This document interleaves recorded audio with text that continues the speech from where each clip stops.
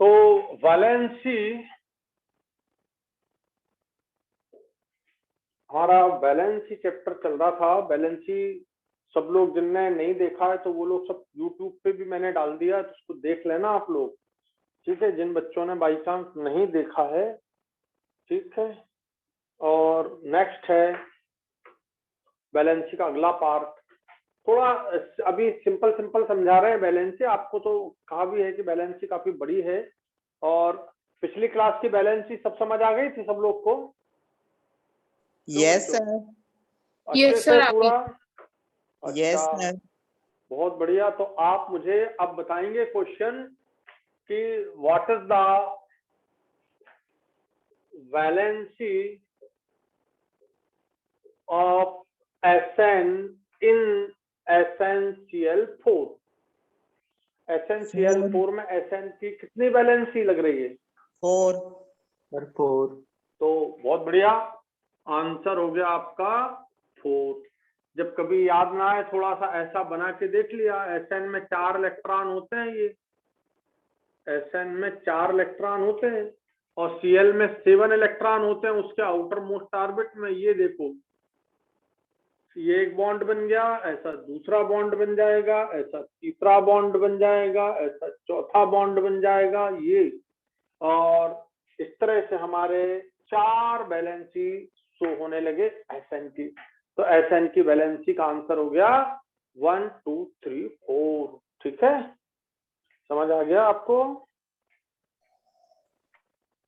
चलो, तो भी लिख लिया सब लोग ने?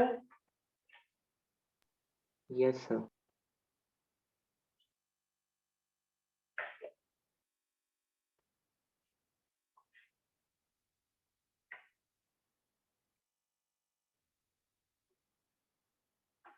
अब देखो, एक क्वेश्चन है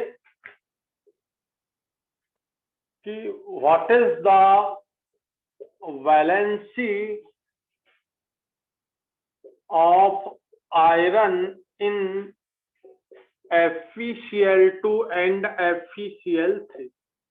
आपके सामने ये दो हैं, FeCl2 एंड FeCl3। तो आंसर क्या होना चाहिए? 2 और 3। बहुत बढ़िया। तो आंसर आपका हो गया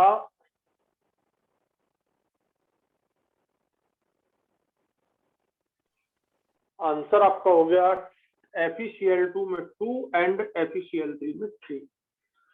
तो हमको अब बात समझनी है आगे की, ध्यान से सुनना। क्वेश्चन का आंसर तो तुमने दे दिया कि ये 2 है और ये 3 है। इसको पूरा अब मैं आपको समझा रहा हूं, थोड़ी सी वेरिएबल वैलेंसी। Variable valency. तो वेरिएबल वैलेंसी में आपको मालूम है आयरन किस ब्लॉक का मेंबर है? अपन ने 4 ब्लॉक पढ़े हैं, S block, P block, D block and F block. S block, P block, D block and F block हमने 4 पढ़े हैं। तो तुम बता सकते हो कि ये आयरन जो है वो किस ब्लॉक का मेंबर है? S का है कि P का है, D का है कि F का है? किसका? सर डी का। डी का। बहुत बढ़िया। तो वेरिएबल वैलेंसी जो शो करते हैं, ठीक है, तो सबसे पहली बात, वेरिएबल वैलेंसी जो शो करते हैं compounds of D block element. Compounds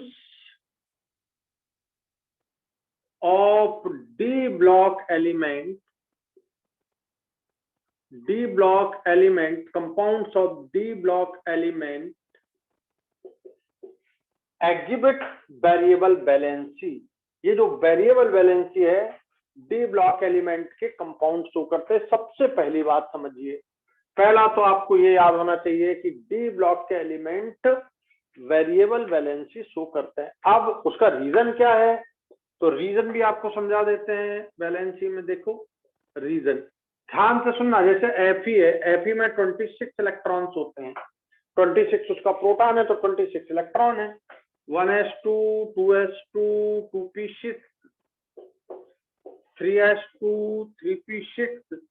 3d में इलेक्ट्रॉन जाने के पहले किस में जाते हैं? 4s2, 3d6। ये देखो काउंट कर लो, 26 प्रोटॉन तो 26 इलेक्ट्रॉन, 2 + 2 + 6 ये हो गए 10, ये हो गया 18, ये हो गए 20 और ये 6 26, तो ये हो गए आपके 26। अब ध्यान से सुनना, बहुत ध्यान से समझने वाली बात है।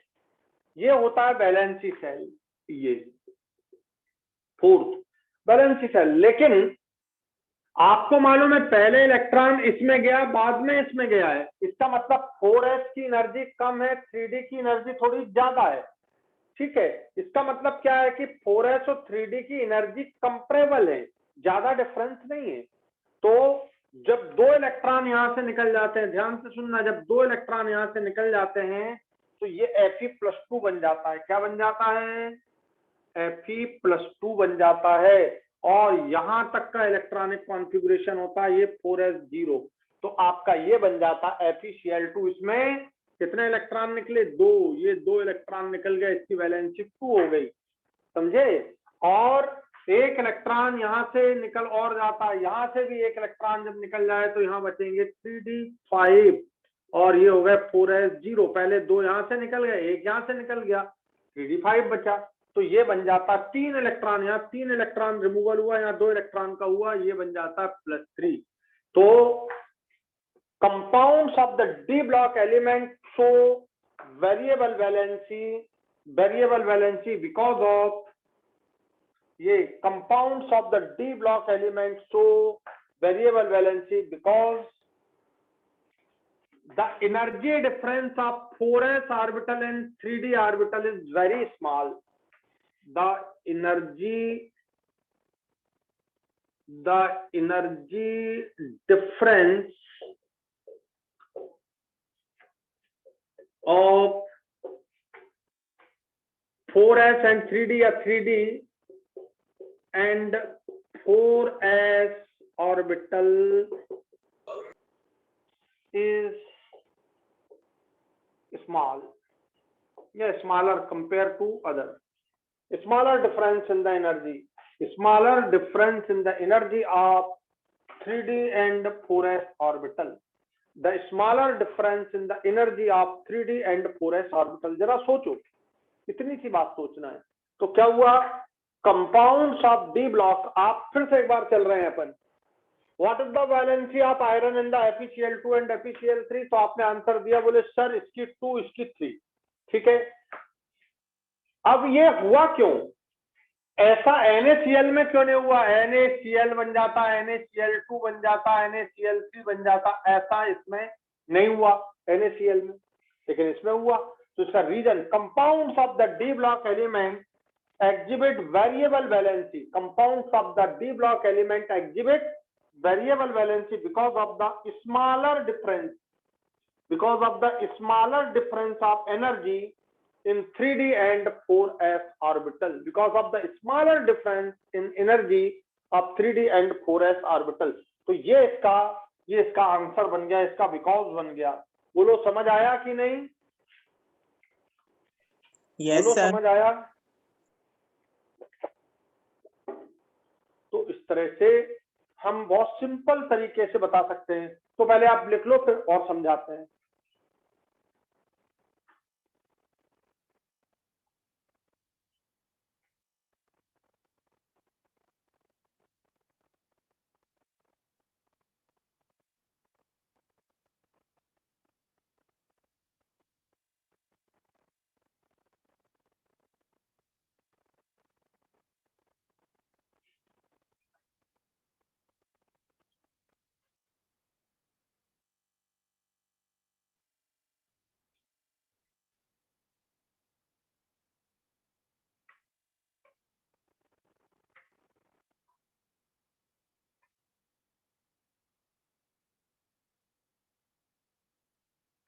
लिख लिया आप लोगों ने? Yes sir. ये लिख लिया? तो अब ध्यान से सुनना, एनर्जी 3d की और 4s की ऑलमोस्ट ज्यादा डिफरेंस नहीं है। जैसे मान लो, ध्यान से सुनना, मुझे यहां से बॉम्बे जाना है, ट्रेन का टिकट 1500 रुपए है और प्लेन का टिकट 2000 है। ध्यान से सुनना, ट्रेन का टिकट 1500 है, 1500, और प्लेन का 2000 है। तो मैं कभी ट्रेन से चला जाता हूं, कभी प्लेन से चला जाता हूं। समझ गए? क्यों? डिफरेंस ज्यादा नहीं है। हाँ, अगर ट्रेन का टिकट 1500 रुपये होता और प्लेन का टिकट 5000 रुपये होता तो फिर मुझे, अरे यार भाई ट्रेन से ही चल देते हैं, ज्यादा अच्छा है यार। क्यों? क्योंकि 1500 रुपये में पहुंच जाएंगे और प्लेन से जाएंगे तो 5000 रुपये लगेंगे, बहुत डिफरेंस है। तो फिर हम क्या करते हैं, ट्रेन से चले जाते हैं और प्लेन से भी जा सकते हैं, दोनों से हम जा सकते हैं। आई बात समझ में? ये बात समझ आई आपको? Yes sir. Yes, sir. तो ये डिफरेंस कम होने के कारण ऐसा हुआ, ठीक है। अगर 3D और 4s की एनर्जी का डिफरेंस कम है तो इलेक्ट्रॉन 4s से भी निकल जाएंगे और 3D से भी निकल जाएंगे। जब 4s से निकलेंगे तो इसकी वैलेंसी 2 हो जाएगी, और अगर 3D से भी निकलेंगे तो ये 3 बॉन्ड बनाएगा तो वैलेंसी 3 हो जाएगी। इस तरह से हम समझते हैं कि इसकी वैलेंसी वेरिएबल होती है। अब बार बार क्वेश्चन आपसे पूछा जाएगा कि why D block element exhibit variable valency, why D block element exhibit variable valency, तो हम आंसर देंगे D block exhibit variable valency because of the smaller difference of 3D and 4s energy. बहुत कम difference होता है, इसलिए ये question हमेशा नीट में पूछा जाता है, हमेशा आता है। तो अब आप बात को बहुत अच्छे तरीके से समझ गए होंगे कि क्यों वेरिएबल वैलेंसी डी ब्लॉक के एलिमेंट शो करते हैं।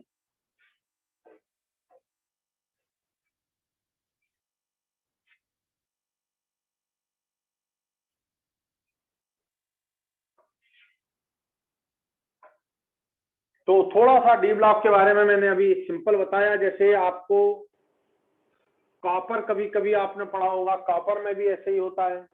कॉपर में ये होता है CuCl होता है और CuCl2 होता है। एक वैलेंसी 1 होती है, दूसरी वैलेंसी 2 होती है, तो इसमें 2 होती हैं कॉपर में। वही रीजन है। देखो कॉपर का आप इलेक्ट्रॉनिक कॉन्फ़िगरेशन लिखो 29,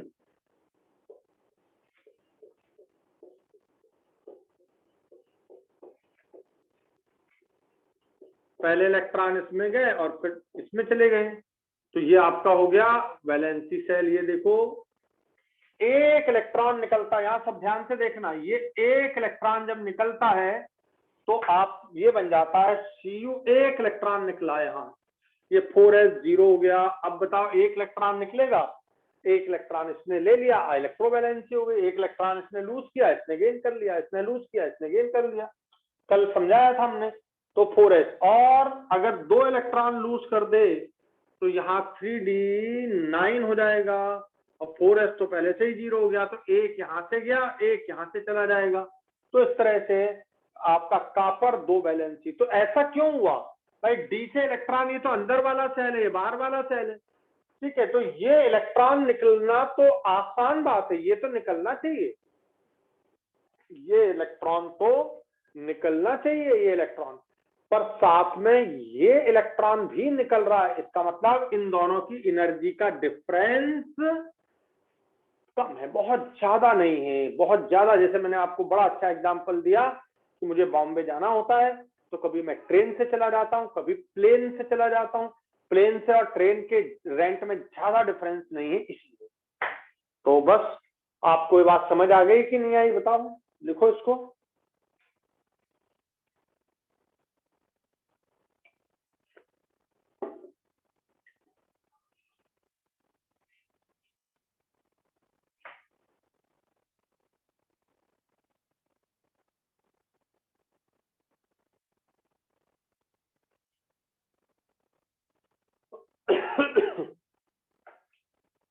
तो आपको छोटी छोटी बातें अभी बैलेंसी की समझा दी हैं, और आगे फिर बढ़ते हैं थोड़ा बैलेंसी में।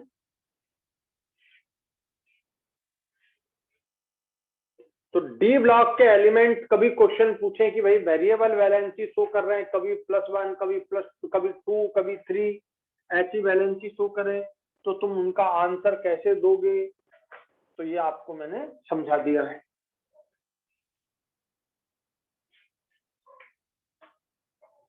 अब देखो, ये अभी आपको शायद समझ में आ जाए या ना आए, मैं थोड़ा सा बस थोड़ा सा समझाना चाह रहा हूँ, उसको ज्यादा नहीं, है ना। जैसे अच्छा ये बताओ, ये तुम जानते हो क्या होता है, ये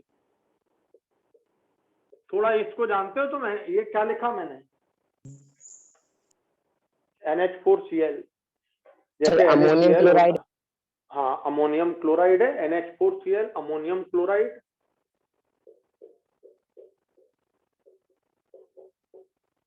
अमोनियम क्लोराइड, ठीक है। ध्यान देना बच्चों, कल आपने नाइट्रोजन में देखा था, पहले मैं नाइट्रोजन 7 लिख दूं, 1s2 2s2 2p3, ये इसका है वैलेंसी शेल 2s और ये 2p। ये देखो नाइट्रोजन के पास ये 3 इलेक्ट्रॉन, यहां ध्यान से देखना, 1 2 3, और ये तो पेयर ऑफ इलेक्ट्रॉन है, ये पेयर ऑफ इलेक्ट्रॉन है, ये पेयर हो गया। हाइड्रोजन 4 जुड़े हुए, हाइड्रोजन के पास होता है 1 इलेक्ट्रॉन, ये देखो ये 1 इलेक्ट्रॉन, तो हाइड्रोजन ये बॉन्ड बन गया, ये 1 इलेक्ट्रॉन ये बॉन्ड बन गया, और ये बॉन्ड बन गया, ये तो बना NH3, ये बना NH3। अब ध्यान से सुनना, तो NH4 है, तो बच्चों एक H है यहाँ पर, ध्यान से सुनना, ये H है, और यहाँ Cl है, देखो Cl पर इलेक्ट्रॉन होते हैं 7, ये देखो ये 7 इलेक्ट्रॉन है, और H में 1 इलेक्ट्रॉन होते हैं, ये 1 ही इलेक्ट्रॉन होता है ऑर्बिटल में। तो ध्यान से सुनना, जब ये 1 इलेक्ट्रॉन इसको दिया, ध्यान देना, ये 1 इलेक्ट्रॉन यहाँ चला गया है, देखो ये वाला इलेक्ट्रॉन, तो ये ऑर्बिटल हो गया वैकेंट। जैसे तुम्हारे घर में तुम रह रहे हो और अब तुम इधर चले गए, तो ये चार्ज आ गया निगेटिव इस इलेक्ट्रॉन के कारण, और ये घर हो गया खाली, ये ऑर्बिटल खाली हो गया। जैसे ये ऑर्बिटल खाली हुआ, वैसे ये इलेक्ट्रॉन पेयर डोनेट ऐसा किया जाएगा, ये कहलाता कोऑर्डिनेट बॉन्ड, ये कहलाते कोवैलेंट बॉन्ड, ये कहलाते हैं कोवैलेंट बॉन्ड। ये शेयरिंग से बन रहे हैं, ये और ये शेयर कर रहे हैं, ये और ये शेयर कर रहे हैं, ये और ये शेयर कर रहे हैं, तो ये शेयरिंग से बन रहे हैं। और ये शेयरिंग से नहीं, ये हो रहा है पूरा कोऑर्डिनेट बॉन्ड। आपको जब थोड़ा आगे चलेंगे अपन तब समझाएंगे कोऑर्डिनेट बॉन्ड, इसका पूरा फुल ऑर्बिटल 2 इलेक्ट्रॉन वाला और इसका वैकेंट ऑर्बिटल, इनके बीच ओवरलैपिंग होती है, बॉन्ड बनता है, इसे हम बोलते हैं कोऑर्डिनेट बॉन्ड। तो ये हो गया आपका कोऑर्डिनेट बॉन्ड, ऐसे बॉन्ड हो गए। अब जब ये इलेक्ट्रॉन देगा तो इस पर आ जाएगा पॉजिटिव चार्ज, ये आ गया इस पर पॉजिटिव चार्ज, और इसने लिया तो इस पर जब यहां से इलेक्ट्रॉन निकला था तो यहां चला गया था, तो इस पर आ गया था पॉजिटिव चार्ज, और अपने इसने लिया तो आ गया निगेटिव, तो ये हो गया बैलेंस, ये हो गया खत्म। फिर से ध्यान देना, यहां 1 इलेक्ट्रॉन था, यहां 1 इलेक्ट्रॉन था जो इसको चला गया, तो ये हो गया वैकेंट, तो इस पर आ गया था पॉजिटिव चार्ज, ये चला गया, और इस पर आ गया नेगेटिव चार्ज, और जब इसने दिया तो इस पर आया पॉजिटिव चार्ज देने वाले पर, और इसने लिया तो इस पर आया नेगेटिव चार्ज, और पहले से इस पर पॉजिटिव था, अब आ गया नेगेटिव, तो ये हो गया 0, तो ये कोई काम का नहीं रहा, ये चार्ज आपका हो गया खत्म। तो इस पर पॉजिटिव, इस पर नेगेटिव चार्ज आ गया, और अब नाइट्रोजन 1 बॉन्ड 2 बॉन्ड 3 बॉन्ड और 4 बॉन्ड, इस तरह यहां पर वैलेंसी इस नाइट्रोजन की 4 हो जाती है, valency of nitrogen equal to 4, और वैलेंसी ऑफ Cl, उसने 1 ही इलेक्ट्रॉन गेन किया, ये देखिए, तो उसकी वैलेंसी 1 रहेगी। Valency of oxygen, valency of chlorine, valency of chlorine equal to 1। तो ऐसा ध्यान रखना, थोड़ा सा अभी आपको मैंने हल्की फुल्की बात समझाई है इसमें, इसलिए कि आपके दिमाग में थोड़ी आने लगे बात कि नहीं नहीं यार ऐसा भी कुछ होता है। तो ये कोऑर्डिनेट बॉन्ड है। अपन आगे अगला चैप्टर बॉन्डिंग पढ़ने वाले हैं, जब पीरियोडिक टेबल खत्म होगा तो मैं आपको पहले बॉन्डिंग पढ़ाऊंगा, तो बॉन्डिंग पढ़ाने में फिर आपको मैं समझाऊंगा how to form covalent bond, how to form coordinate ionic bond, उनमें कैसे एनर्जी निकलती है, कब एनर्जी लगती है, सारी बातें, ठीक है। तो यहाँ पर इस तरह से बच्चों नाइट्रोजन की वैलेंसी 4 और क्लोरीन की वैलेंसी 1 हो जाती है, इस तरह हम इसे सॉल्व करते हैं। तो ये थोड़ी डिफरेंट टाइप की वैलेंसी है। In this valency covalent bond as well as coordinate bond. Covalent bond as well as coordinate bond includes in the valency. So the valency of nitrogen is 4 in NH4Cl. 1, 2, 3, 4. बोलो समझ आया आपको? Yes, sir. Yes, sir. तो अब कभी ऐसे question आए तो धीरे धीरे आने लगेंगे समझ में. अभी अपन एक छोटा सा एग्जांपल लेते हैं और फिर आगे आपको बहुत अच्छे से समझ आने वाला है, क्योंकि आपने उसकी बेसिक चीज समझ ली है कि हाँ ये भी वैलेंसी में पार्टिसिपेट करता है कोऑर्डिनेट बॉन्ड. सर अकेला NH4 बनता है क्या? अकेला H की NH वैलेंसी बन रही है. H की वैलेंसी अगर लिखना है, valency of H, valency of H तो वो 1 है. ये देखो एक बॉन्ड है, ये एक बॉन्ड है, ये एक बॉन्ड है, ये एक बॉन्ड है, तो एक ही एक बॉन्ड है ना यहाँ पर, तो एक ही बॉन्ड है ये. तो ऐसे 1, 2, 3, 4 नाइट्रोजन के, ओनली 1 हाइड्रोजन की. तो हाइड्रोजन की वैलेंसी यहाँ पर 1 है, लेकिन Cl की वैलेंसी भी यहाँ पर 1 है. बट Cl की वैलेंसी का पैटर्न अलग है. Cl की वैलेंसी ये नेगेटिव चार्ज -1 गेन कर रहा है, ये एक इलेक्ट्रॉन गेन करना, ये इलेक्ट्रो वैलेंसी है. चलिए लिख लीजिए. तो धीरे धीरे आप पढ़ना शुरू करेंगे और वैलेंसी में मजा आने लगेगा, केमिस्ट्री में भी मजा आने लगेगा आपको. चलिए कर दें क्लीन इसको.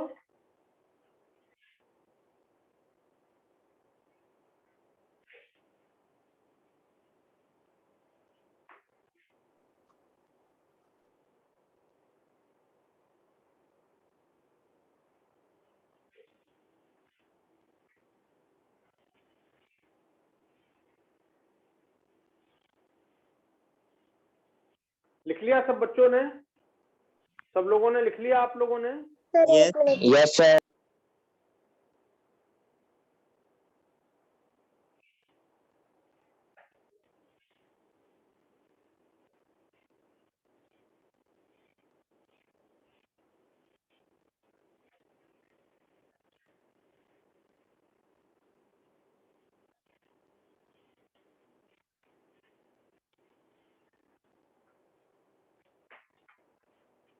तो हम वैलेंसी को यहीं पर कंक्लूड करते हैं. सफिशिएंट है हमारे अभी 10th से 11th में, 10th to 11th migrating student के लिए इतनी वैलेंसी समझना सफिशिएंट है. आपको वैलेंसी की सारी बातें मैंने समझा दी, इतना सफिशिएंट होता है. इतने में आप पूरी सब तरह की चीजें समझ लेंगे. फिर और जैसे जैसे आगे आएगी वैलेंसी, वैसे वैसे समझाते चलेंगे आपको. ठीक है, चलिए लिखिए आप next.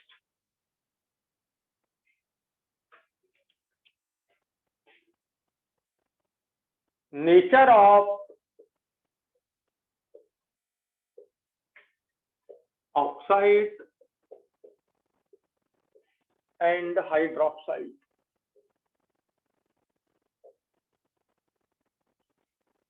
Nature of oxide and hydroxide. ठीक है, nature of oxide and hydroxide, इसका भी पूरी केमिस्ट्री अपने को समझना है. तो आप देखो कैसे समझते हैं. देखो अच्छा लगेगा, मजा आएगा. कैसे इसको ध्यान देना सब लोग. हाइड्रोक्साइड तो आप जानते हो. कोई एक हाइड्रोक्साइड का नाम तो मुझे बोल के बताओ. कोई एक हाइड्रोक्साइड.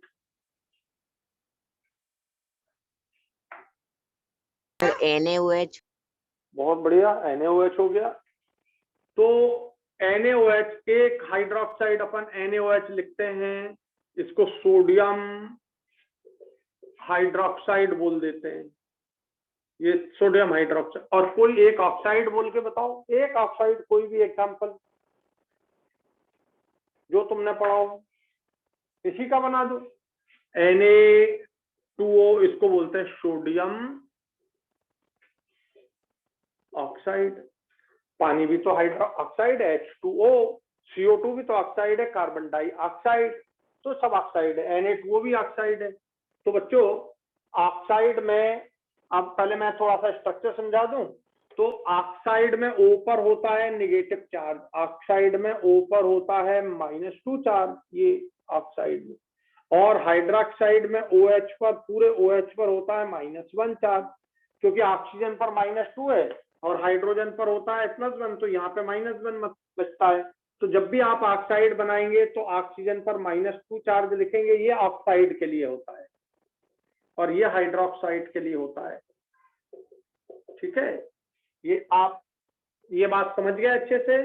अब जैसे मान लो आपको एग्जाम्पल बनाना है कैल्शियम ऑक्साइड, कैल्शियम ऑक्साइड, तो ऑक्सीजन पर -2 चार्ज लिखा और कैल्शियम पर आपको समझा दिया था मैंने कल 2 होता है, ये देखिए +2 -2, और ये खत्म हो गया। अब इसको ऐसा ना लिख के सीधा अपन ऐसा लिख देते हैं CaO बस। ठीक है, मैग्नीशियम ऑक्साइड, ऑक्सीजन पर होता है -2 चार्ज, मैग्नीशियम पर होता है +2 चार्ज। अब बैलेंस हो गया, आप सीधा ऐसा लिख दीजिए MgO। ऑक्सीजन पर होता है -2 चार्ज, एल्यूमिनियम पर कल आपको बतलाया था +3 चार्ज, ये +3 है। अब इस तरफ वाले का ये -2 है, इसको इस तरफ मल्टीप्लाई कर दो, ये +3 है, इस तरफ मल्टीप्लाई कर दो और इसको ऐसा लिख दो केवल Al2O3, एल्यूमिनियम ऑक्साइड। ठीक है, जैसे आपको कार्बन, ऑक्सीजन पर होता है -2 चार्ज और कार्बन पर होता है +4 चार्ज। अगर मैं यहाँ पर ये +4 है और ये -2, तो रेशो हो गया 1:2, तो मैं यहाँ पे 2 से मल्टीप्लाई कर दूंगा, तो मैं यहाँ लिख सकता हूँ CO2, कार्बन डाइऑक्साइड। बोलो ऑक्साइड लिखने का तरीका आ गया आपको? Yes sir. तो ये मैंने आपको अभी तरीका समझाया कि कैसे इसको हम बना सकते हैं। ठीक है, और अगर हाइड्रोक्साइड लिखना है तो -1 चार्ज है, तो आप समझ ही गए होंगे किसी का भी, जैसे OH, ये -1 चार्ज होता है, इस पर -1 चार्ज होता, और आपने लगा दिया Ca, तो Ca के पर तो होता है +2, तो ये ट्वाइस कर दो, ये हो गया COH ट्वाइस। Na से लिखना है तो Na पर 1 चार्ज होता है, OH पर -1 होता है। एल्यूमिनियम OH पर होता है -1, तो और एल्यूमिनियम पर 3, तो ये AlOH ट्वाइस हो गया। तो ऐसे आप बना सकते हो। तो ये पहले मैंने आपको अभी नेचर ऑफ ऑक्साइड नहीं समझाया, अभी केवल ऑक्साइड और हाइड्रोक्साइड कैसे बने वो आपको मैंने समझाया। लिखो, इनको लिख लो, अच्छा रहेगा तुमको।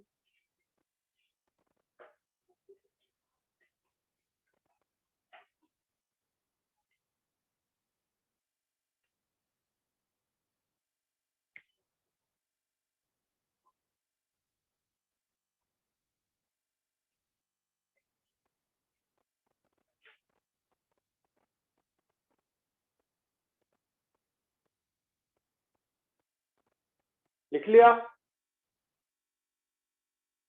Yes sir. तो इस तरह हम अब पढ़ते कैसे हैं? Carbon dioxide, calcium oxide, magnesium oxide, aluminium oxide. इसको ऐसा नहीं पढ़ते डाई एल्यूमिनियम ट्राई ऑक्साइड, ऐसा नहीं पढ़ेंगे, बस केवल एल्यूमिनियम ऑक्साइड। बोले सर ये 2 है और ये 3, ये तो बैलेंस ही पूरी करने के लिए। देखो इधर +3 × 2 हो गया +6 और -2 × 3 हो गया -6, तो ये बैलेंस ही पूरी हो गई इसलिए। लेकिन इसको कार्बन डाइऑक्साइड पढ़ते हैं, कार्बन 2 ऑक्सीजन लगे कार्बन डाइऑक्साइड, क्योंकि इसका एक और बनता कार्बन मोनोऑक्साइड CO। आपने पढ़ा होगा ना CO, पढ़ा है कि नहीं CO?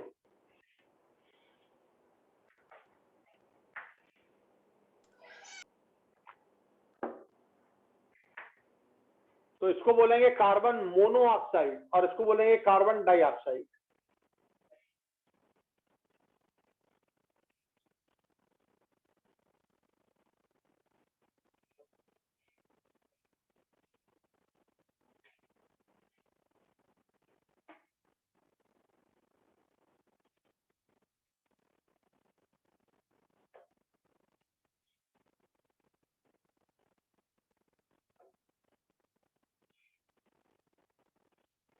चलिए ध्यान दीजिए, अब अच्छे से समझना बात को।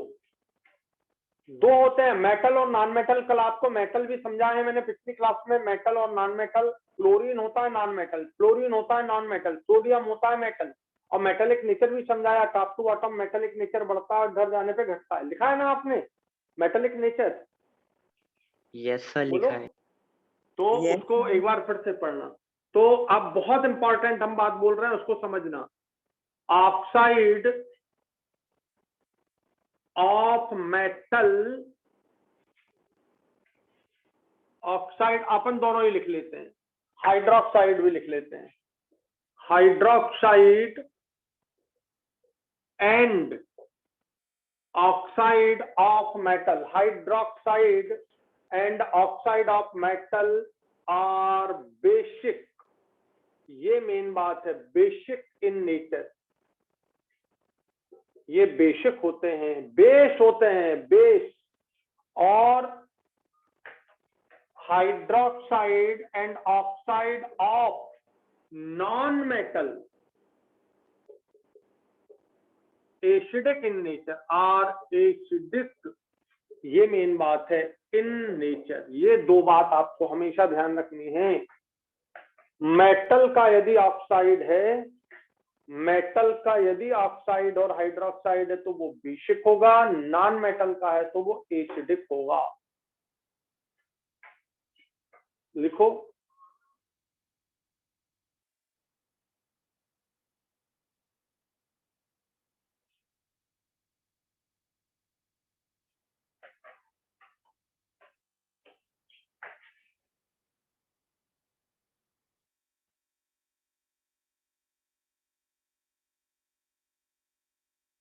लिख लिया?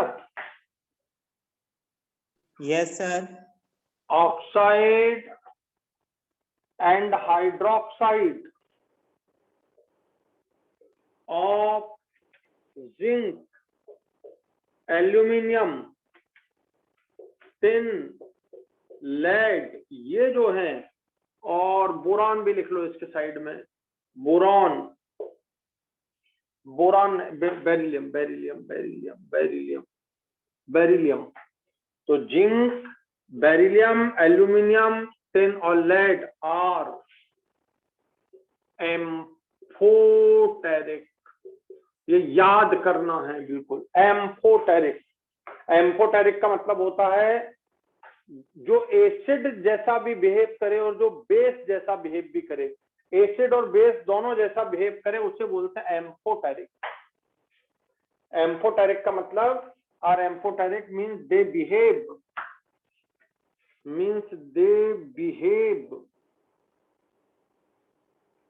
both as acid and base। तो बोथ एसिड और बेस दोनों जैसा जो बिहेव करते हैं। तो बताइए, सबसे पहली बात, मेटल के ऑक्साइड हाइड्रोक्साइड कैसे होते हैं बच्चों? मेटल के ऑक्साइड और हाइड्रोक्साइड कैसे होते हैं? बेसिक। बेसिक। नॉन मेटल के हाइड्रोक्साइड और ऑक्साइड कैसे होते हैं? एसिडिक। ये जो मैंने मेटल लिखे, जिंक, बेरिलियम, एल्यूमिनियम, टिन और लेड, इनके कैसे होते हैं? एम्फोटेरिक। एम्फोटेरिक का मतलब जिनमें एसिडिक नेचर भी होता है और बेसिक नेचर भी होता है। बोले सर दोनों कैसे? अभी समझाएंगे आगे। अरे सिंपल समझो, मान लो, ठीक है, मान लो इसके ऑक्साइड के सामने कोई बेस डाल दिया, बेस आ गया तो कहने लगेगा सामने तो एसिडिक, ठीक है। और इसके ऑक्साइड के सामने कोई तुमने बेस डाल दिया तो कहेगा मैं एसिडिक हूँ, एसिड डाल दिया तो कहेगा मैं बेसिक हूँ। तो अपन कहेंगे भाई तू है क्या? बोले हम तो दोनों हैं। एसिड सामने आ जाए तो बेस बन जाएंगे, बेस सामने आ जाए तो एसिड बन जाएंगे। लेकिन इसमें ऐसा नहीं है, ये बेसिक है तो बेसिक है, एसिड आ जाए सामने तो कहेगा सामने तो बेस हूँ, और बेस सामने आ जाए तो भी कहेगा बेस हूँ। और ये बेस सामने आ गया तो तुरंत कहने लगते हैं मैं तो एसिड हूँ, और एसिड सामने आ गया तो तुरंत कहने लगता है मैं तो बेस हूँ। तो अपन कहेंगे भैया तू एम्फोटेरिक है नेचर से। आ गया समझ में? और एक बात, तो दूसरी बात ये हो गई, तीसरी बात ये हो गई, और चौथी बात ये हो गई, कार्बन का मोनोऑक्साइड, नाइट्रोजन का N2O नाइट्रस ऑक्साइड, नाइट्रोजन का ऑक्साइड NO नाइट्रिक ऑक्साइड। इसका नाम तो जानते हो, कार्बन मोनोऑक्साइड, ये लिख देता हूं, नाइट्रस ऑक्साइड है ये, और ये नाइट्रिक ऑक्साइड है, नाइट्रिक ऑक्साइड है। ये न्यूट्रल होते हैं, ये न्यूट्रल होते हैं। न्यूट्रल का मतलब ये एसिड सामने आ जाए तो भी नहीं रिएक्ट करेगा और बेस सामने आ जाए तो भी नहीं रिएक्ट करेगा। दोनों सामने आ जाए ये रिएक्ट नहीं करेगा, ना ये इसका मतलब क्या हुआ न्यूट्रल का? Neither react with acid nor base, nor base. Neither, ये एन का मतलब neither react with acid nor base, समझ गया इतने में?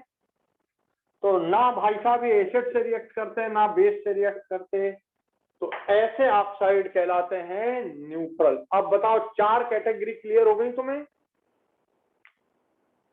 Yes, sir. sir.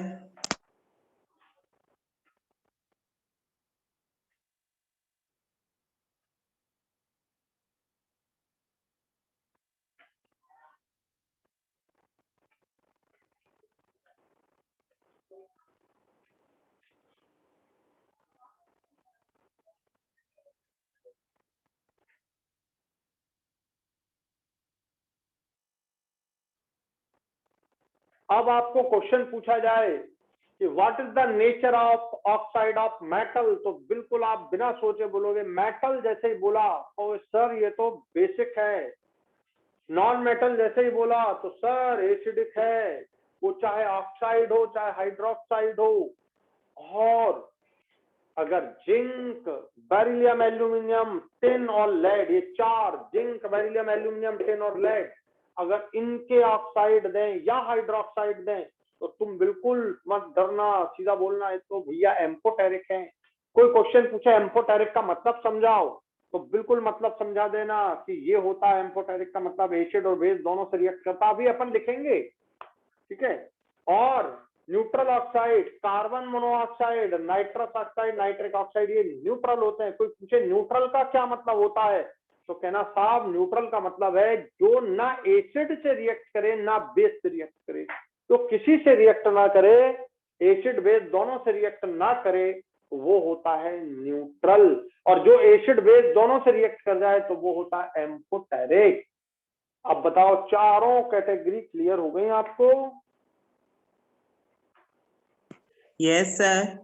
Yes, sir.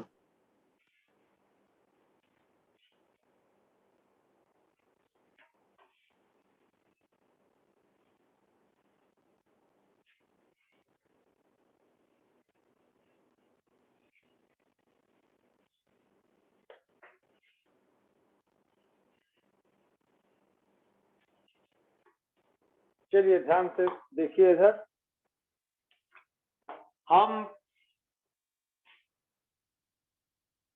First group ले रहे हैं। ये नेचर देख रहे हैं हम ग्रुप में। ये ग्रुप मैंने ले लिया 1, lithium, sodium, potassium, rubidium, caesium.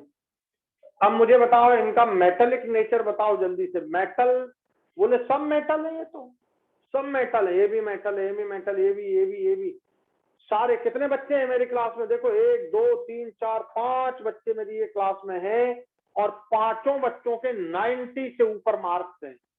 पांचों के 90 से, ध्यान से सुनना मैं क्या बोल रहा हूँ। पांचों के 90, पांचों ए ग्रेड बच्चे हैं, पांचों के 90 से ऊपर मार्क्स हैं, पांचों डिस्टिंक्शन है 90 से ऊपर। लेकिन उसके बाद भी डिफरेंस देखना, इसके यदि 90 नंबर हैं तो इसके 92 हैं, इसके 93 हैं, इसके 94 हैं, इसके 95 हैं। सबके 90 से ऊपर हैं, बट फिर भी डिफरेंस है। तो ऑल आर मेटल, ये भी मेटल है, ये भी मेटल है, ये भी मेटल, ये भी मेटल, बट आपने कल पढ़ा है ये साइज बढ़ने के साथ थोड़ा सा मेटेलिक कैरेक्टर बढ़ता है। ये साइज बढ़ गया तो नीचे जाने पर मेटेलिक कैरेक्टर इंक्रीज होता है, मेटेलिक नेचर इंक्रीज होता है।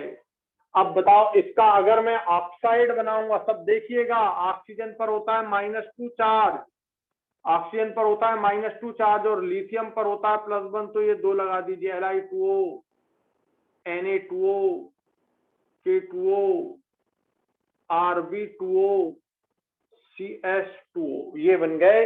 बोलेंगे इसको lithium oxide, sodium oxide, potassium oxide, rubidium oxide और सीजियम ऑक्साइड। नाम लिखना आता ही है सबको? कैसे बोलेंगे इसको? Sodium oxide.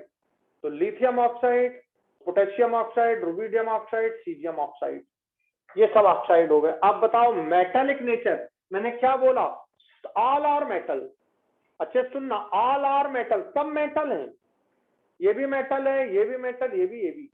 जैसे मेरे पास 5 स्टूडेंट है, सबके नंबर मैं क्या बोलूंगा? मेरे यहाँ 5 स्टूडेंट के नंबर 90 से अबव है, पर फिर भी क्या डिफरेंस है?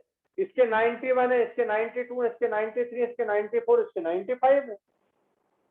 थोड़ा ज्यादा तो है 95, इसका 91 और 95, इसका मतलब मेटेलिक नेचर इसमें सबसे ज्यादा है, इसमें कम, इसमें कम, इसमें कम और कम।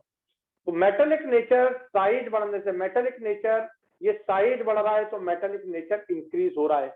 आप दोबारा लिख सकते हो, साइज नीचे जाने पर इंक्रीज, ये नीचे जाने का साइन नहीं है, साइज इंक्रीजेस, साइज इंक्रीजेस पहली चीज। दूसरी हो गई मेटेलिक नेचर इंक्रीजेस।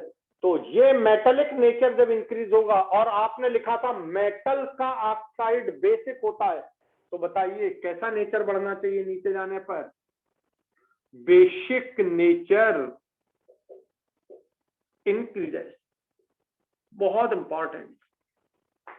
ये 91% बेसिक है, तो ये 92%, तो ये 93%, तो ये 94, ये 95% बेसिक हो गया। तो 5% क्या है?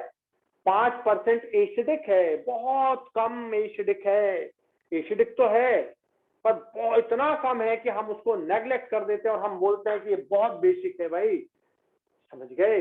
Basic nature. उसी तरह इसको पानी में डालिए, रिएक्शन लिखना सीख लो। देखो ये रिएक्शन Li2O को तुमने वाटर में डाल दिया, Li2O को तुमने वाटर में डाल दिया, तो देखो Li2 है, ये LiOH बन गया। क्या बन गया? LiOH बन गया, LiOH। इस तरह इसको हमने बोल दिया LiOH, lithium hydroxide, sodium hydroxide, potassium hydroxide, rubidium hydroxide, caesium hydroxide. ये बन गए lithium, sodium, potassium, rubidium, caesium hydroxide. यदि ध्यान से सुनना, ध्यान से सुनना, लिथियम ऑक्साइड को पानी में डाला तो लिथियम हाइड्रोक्साइड बन गया। ये इसी से तो ये बना, तो जैसा ये होगा वैसे ही ये होगा। अच्छा सुनना, इसी से लिथियम ऑक्साइड को जब तुम पानी में डालोगे तो लिथियम हाइड्रोक्साइड बन जाएगा। यदि ये बेसिक है तो ये भी बेसिक होगा, यदि ये बेसिक है, यदि ये बेसिक है तो ये भी बेसिक होगा, और यदि ये बेसिक है तो ये भी बेसिक होगा, ये बेसिक है तो ये भी बेसिक, यदि ये ज्यादा बेसिक है तो ये ज्यादा बेसिक होगा, ये कम बेसिक है तो कम बेसिक। तो सेम नेचर, ये देखो बेसिक नेचर, बेसिक नेचर किसका? हाइड्रोक्साइड का, ये भी इंक्रीज है, ये इंक्रीज होगा। तो ध्यान देना, इसमें यदि 91% मेटेलिक नेचर है तो इसका 91% ऑक्साइड बेसिक होगा, तो इसका 91% हाइड्रोक्साइड भी बेसिक होगा। ये 91, ये 92, 93, 94, 95%, इसका सबसे ज्यादा मार्क्स है। 95% मेटेलिक, तो 95% इसका ऑक्साइड बेसिक होगा, और हाइड्रोक्साइड भी 95 ही होगा। इनके रिस्पेक्ट में बात कर रहे हैं, 91, 92, 93, 94, 95 पर सबसे ज्यादा बेसिक। तो क्या लिखा है देखिए, नीचे जा रहे हैं आप, ये नीचे जा रहे हैं आप, मतलब सबसे ज्यादा मोस्ट बेसिक ये होगा। तो ये मोस्ट बेसिक ऑक्साइड हो गया, ये मोस्ट बेसिक ऑक्साइड हो गया इस ग्रुप में। ये मोस्ट बेसिक हाइड्रोक्साइड हो गया, मोस्ट बेसिक हो गया हाइड्रोक्साइड, ये लीस्ट बेसिक हो गया, ये लीस्ट बेसिक हो गया। बोलो बात समझ आई कि नहीं सब लोगों को? Yes, yes sir. तो बहुत अच्छे तरीके से बात को समझना, साइज बढ़ता है तो मेटेलिक नेचर बढ़ता है, ये है मेन बात। साइज बढ़ता है तो मेटेलिक नेचर बढ़ता है, मेटेलिक नेचर बढ़ेगा तो बेसिक नेचर, क्योंकि मेटल के ऑक्साइड बेसिक होते हैं, तो जितना ज्यादा बेसिक नेचर होगा माने वो उतना ज्यादा मेटेलिक था। ऐसे याद रखने की जरूरत है बच्चों। मुझे लगता है बेसिक नेचर ये वाली ग्रुप में समझ आ गई होगी सबको।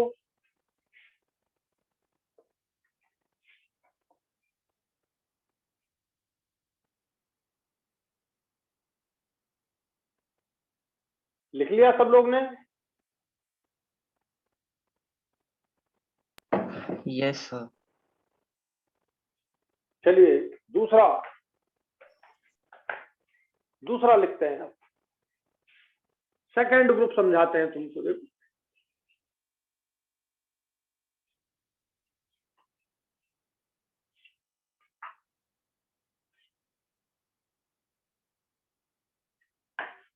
सेकंड ग्रुप बोलिए। Beryllium, magnesium, calcium, strontium, barium. नीचे जाने पर ये साइज बढ़ रहा है, सबसे छोटा साइज उससे बड़ा, उससे बड़ा, उससे बड़ा, उससे बड़ा, size increase, metallic nature increase हुआ। बेसिक नेचर ये बेरिलियम ऑक्साइड, ये मैग्नीशियम ऑक्साइड, ये कैल्शियम ऑक्साइड, ये स्ट्रॉन्शियम ऑक्साइड और ये बेरियम ऑक्साइड। बिल्कुल सब नीचे जाने पर साइज इंक्रीज हो रहा है। साइज इंक्रीज होगा, मेटेलिक नेचर इंक्रीज होगा, मेटेलिक नेचर इंक्रीज होगा तो ऑक्साइड का मोस्ट बेसिक ये हो जाएगा इस ग्रुप में। हम बात कर रहे हैं सेकेंड ग्रुप की। और उसी तरह से इनके हाइड्रोक्साइड्स भी वैसे ही चलेंगे।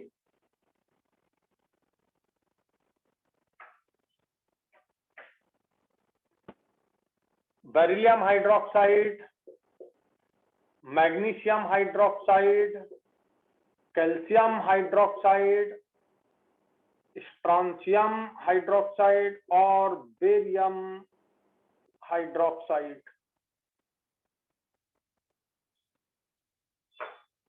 बिल्कुल सेम बात, मोस्ट बेसिक ये, जैसा ऑक्साइड वैसा हाइड्रोक्साइड, जैसा ऑक्साइड वैसा हाइड्रोक्साइड। ठीक है, तो ये बेरिलियम ऑक्साइड जो होता है ये अलग से लिखना है ब्रैकेट में लाल कलर से, या अब भी आपको लिखवाया था, एम्फोटेरिक होता है, एम्फोटेरिक है। तो उसका जैसा ऑक्साइड होता है वैसा ही हाइड्रोक्साइड, तो ये भी एम्फोटेरिक बन जाएगा, ये भी एम्फोटेरिक है।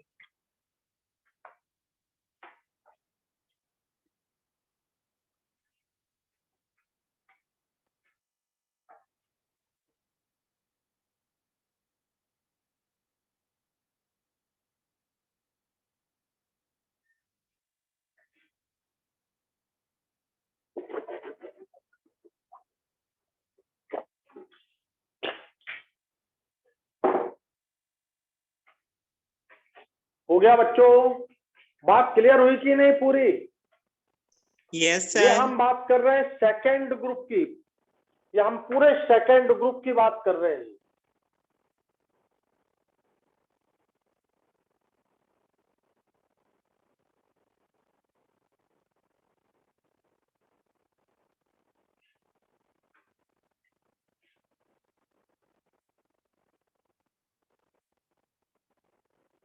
चलिए आगे बढ़े। तो इस तरह से हम नेचर ऑफ ऑक्साइड को कितने बढ़िया तरीके से समझ सकते हैं। अगला देखो,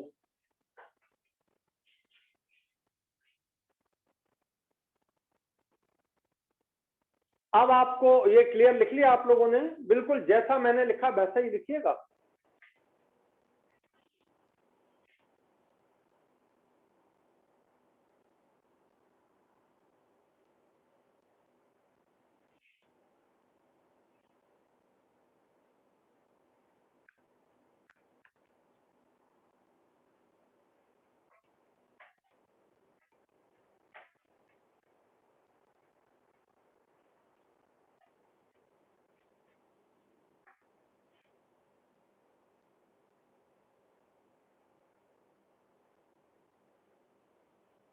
हो गया बच्चों ये? Yes, sir.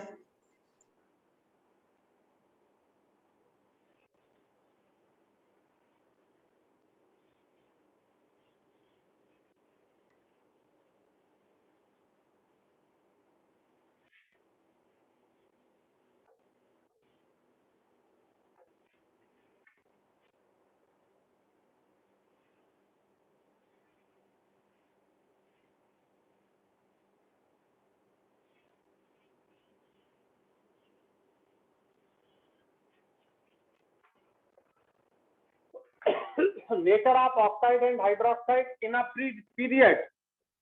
अब हम बात कर रहे हैं पीरियड में, और मैं आपको एग्जांपल ले रहा हूं सेकेंड पीरियड का।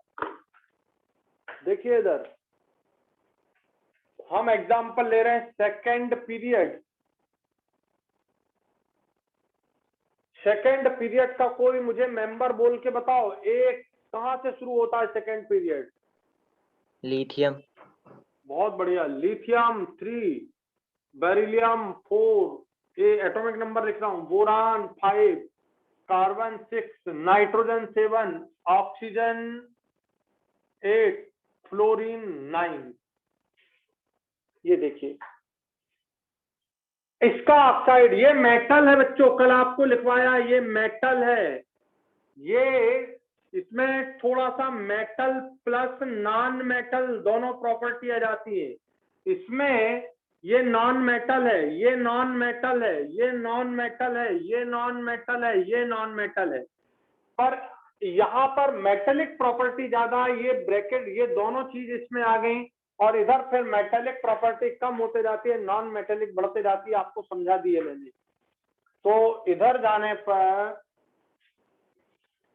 इधर जाने पर मेटेलिक नेचर डिक्रीज होता है, नॉन मेटेलिक इंक्रीज होता है। Metallic decrease, non metallic increase. ध्यान देना बच्चों, जैसे नॉन मेटल में इसे 60 नंबर मिले तो मेटल तो कम हो गया 40, तो मेटल कम नॉन मेटल ज्यादा हो गया है 60। इसको नॉन मेटल में 70 तो मेटल बहुत कम हो गया 30। इसको नॉन मेटल में 80 नंबर मिले तो इसे मेटल में 20 मिलेंगे, तो 80% नॉन मेटेलिक हो गया। ऐसे समझना होता है हमको, ठीक है। तो मेटेलिक कैरेक्टर डिक्रीज होते जाता है और नॉन मेटेलिक इंक्रीज होते जाता है। अब इसका ऑक्साइड बनाया, आप अभी बना चुके हो, Li2O, beryllium oxide, BeO, boron oxide, B2O3, carbon का ऑक्साइड, CO2, नाइट्रोजन का ऑक्साइड, N2O5। इसको छोड़ देना, ये तो खुद ही ऑक्साइड बना रही ऑक्सीजन, ये तो इसका तो ऑक्साइड होगा नहीं। और यहाँ पर ये भी छोड़ेंगे, F2O लिख देंगे, क्योंकि ये थोड़ा अलग टाइप का, इसको भी अभी छोड़ देंगे, इसको भी छोड़ देंगे। ये मेटल का है, ये बेसिक होता है। इसमें दोनों कैरेक्टर है, बेरिलियम में तो ये एम्फोटेरिक होता है। ये बोरान नॉन मेटल, तो ये बीक एसिडिक हो गया। देखो शुरू हो गया यहाँ से कार्यक्रम, बीक एसिडिक, ठीक है। ये बीक एसिडिक है, ये भी बीक इससे ज्यादा एसिडिक है, इसको अपन एसिडिक लिख देते हैं। ये मोर एसिडिक हो गया, या इसको अपन बीक, तो ये मोर एसिडिक, और ये मोस्ट एसिडिक हो गया, इसमें मोस्ट एसिडिक। और इसको तो छोड़ दीजिए इसको। अब बताओ, बेसिक था क्योंकि मेटल था तो बेसिक था, मेटल प्लस नॉन मेटल दोनों था, एम्फोटेरिक था। नॉन मेटल तो बीक एसिडिक हो गया, नॉन मेटल थोड़ा इससे ज्यादा एसिडिक हो गया, और N2O5 उससे ज्यादा एसिडिक हो गया। इनके हाइड्रोक्साइड देखो, इसके हाइड्रोक्साइड, इसका हाइड्रोक्साइड बनेगा LiOH, आप पानी में डाल दो LiOH, इसको पानी में डालो, अब भी देखा था आपने BeOH ट्वाइस, बेरिलियम हाइड्रोक्साइड, इसको पानी में डालो तो BOH थ्राइस, इसको पानी में डालो। अब एक्चुअली इसको ऐसा ना लिख के ऐसा लिखेंगे, H3BO3 ऐसा लिखा जाएगा इसको, ये करेक्ट रिप्रेजेंटेशन है इसका, H3BO3। इसको पानी में डालो तो ये बनेगा H2CO3, और इसको पानी में डालो तो बनेगा HNO3। आप आज पानी में डाल के देख लो, CO2 को पानी में डालो, ये लिख देते हैं, देखो CO2 प्लस H2O, ये पानी में डाला तो ये देखो H2 और ऑक्सीजन 3 हो गए, CO3, कार्बोनिक एसिड बन गया। इसका नाम है कार्बोनिक एसिड, नाम पढ़ते जाना, कार्बोनिक एसिड। ये देखो, इसका नाम है बोरिक एसिड, बोरिक एसिड, और इसका नाम तो सब जानते हो, N2O5 के 2 मॉलिक्यूल पानी के साथ रिएक्ट करा देना तो HNO3 बन जाएगा नाइट्रिक एसिड। ये तो बड़ा खतरनाक एसिड है, नाइट्रिक एसिड सब जानते हैं इसको। तो नाइट्रिक एसिड, ध्यान से सुनना, ध्यान से सुनना। लिथियम का पानी में डालने पर हाइड्रोक्साइड बना LiOH, ये बेसिक, ये देखो ये बेसिक ही रहा, ये बेसिक। बेरिलियम ये एम्फोटेरिक, तो ये एम्फोटेरिक, जैसा ऑक्साइड वैसा हाइड्रोक्साइड, जैसा ऑक्साइड वैसा हाइड्रोक्साइड, ऐसा लिखना, जैसा वैसा, जैसा ऑक्साइड वैसा हाइड्रोक्साइड, जैसा बाप वैसा बेटा, बिल्कुल। तो BOH ट्वाइस, ये भी एम्फोटेरिक हो गया, ये एम्फोटेरिक। और तुमने कैरम खेला? कैरम, कैरम खेलते हो सब लोग कि नहीं कभी? Yes, carrom sir. वैरम जानते हो? तो कैरम में जो पाउडर आप डालते हो ना, बोरिक एसिड ही होता है, यही डालते हो आप, बोरिक एसिड। तो इसको बोले सर, इसको जैसे इधर पढ़ने का तरीका देखो, LiOH, BOH ट्वाइस, तो इसको क्या पढ़ोगे? Beryllium hydroxide. तो इसको क्या पढ़ोगे? Boron hydroxide. ये मना कर देगा, बोले नहीं मैं हाइड्रोक्साइड नहीं हूं, बोले हम तो ऐसे ही पढ़ते आ रहे हैं, लिथियम हाइड्रोक्साइड, बेरिलियम हाइड्रोक्साइड, तो तू बोरान हाइड्रोक्साइड। ये तुरंत चिढ़ जाएगा, गुस्सा हो जाएगा तुम पे, बोलेगा मैं हाइड्रोक्साइड नहीं हूं, देखो मेरा नाम नीचे क्या लिखा है, बोरिक एसिड, मैं एसिड हूं। उसी तरह पानी में डालो CO2 को, ये डाल दिया मैंने तो H2CO3। सोडा वाटर पिया है ना, सोडा वाटर, सोडा वाटर पिया है सबने? Yes, sir. Sir. तो सेम यही तो पीते हो सोडा वाटर में, कार्बोनिक एसिड H2CO3। तो ये हो गया कैरम खेलने वाला एसिड, ये हो गया सोडा वाटर वाला एसिड। और नाइट्रिक एसिड तो तुम सब जानते हो, ये तो बड़ा स्ट्रॉन्ग, वेरी स्ट्रॉन्ग एसिड है। तो ये हुआ बी, ये हुआ उससे ज्यादा स्ट्रॉन्ग, और ये तो मोस्ट एसिडिक हो जाएगा इस ग्रुप में। मतलब इस ग्रुप में आप इधर से इधर जा रहे हो, मेटेलिक नेचर डिक्रीज हो रहा है और नॉन मेटेलिक बढ़ रहा है। तो नॉन मेटेलिक जैसे जैसे नॉन मेटेलिक बढ़ते जा रहा है, देखो एसिडिक नेचर बढ़ते जा रहा है। तो मेटल केवल ये था तो बेसिक था। बोलो बात समझ आ गई पूरी? ये बात समझ आ गई आपको पूरी? Yes, sir. Yes, sir. Note कर लो इसको अच्छे से, बिल्कुल जैसा मैंने समझाया वैसा।